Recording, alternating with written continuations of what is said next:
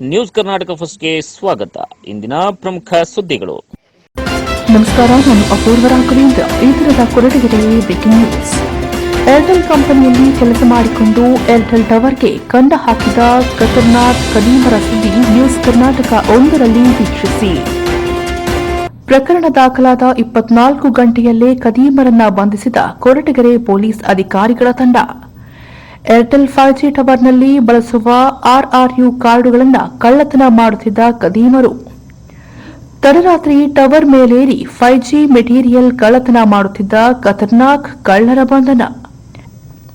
ವಿಪರ್ಯಾಸ ಏನಪ್ಪಾ ಅಂದ್ರೆ, ಏರ್ಟೆಲ್ ಕಂಪನಿಯ 4G ಟವರ್ಗಳನ್ನು ಬಿಚ್ಚಿ 5G ಟವರ್ಗಳನ್ನು ಅಳವಡಿಸುತ್ತಿದ್ದವರೇ ಇವರು. ಹಣದ ಆಸೆಗೆ 5G ಮೆಟೀರಿಯಲ್ಗಳನ್ನು ಬಿಚ್ಚಿ ಮಾರಾಟ ಮಾಡಲು ಮುಂದಾಗಿದ್ದ ಚಾಲಾಕಿ ಕಳ್ಳರು. ಕೊರಟಗೆರೆ ಸಿಪಿಐ ಅನಿಲ್ ಮತ್ತು PSI ಮಂಜುನಾಥ್ ಅವರ ನೇತೃತ್ವದಲ್ಲಿ ಕಾರ್ಯಾಚರಣೆ. ಕಳ್ಳತನ ನಡೆದ 24 ಗಂಟೆಯಲ್ಲಿ ಕದ್ದಿದ್ದ ಮಾಲು ಸಮೇತ ಆರೋಪಿಗಳ ಬಂಧನ. ಕೊರಟಗೆರೆ ಪೊಲೀಸ್ ಠಾಣೆಯಲ್ಲಿ 3 ಜನ ಆರೋಪಿಗಳ ಮೇಲೆ ಕಳ್ಳತನದ ಪ್ರಕರಣ ದಾಖಲಾಗಿದೆ.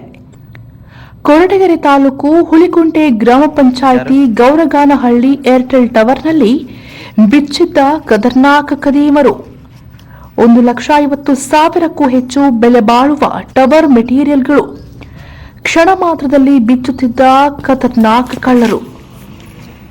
ಗುಬ್ಬಿಯ ಶ್ರೀರಾಮುಲು 22 ವರ್ಷ, ತುಮಕೂರಿನ ಅರುಣ್ 30 ವರ್ಷ ಮತ್ತು ಕೊರಟಗೆರೆಯ ಕೃಷ್ಣಾನಂದ ಬಂಧಿತರು.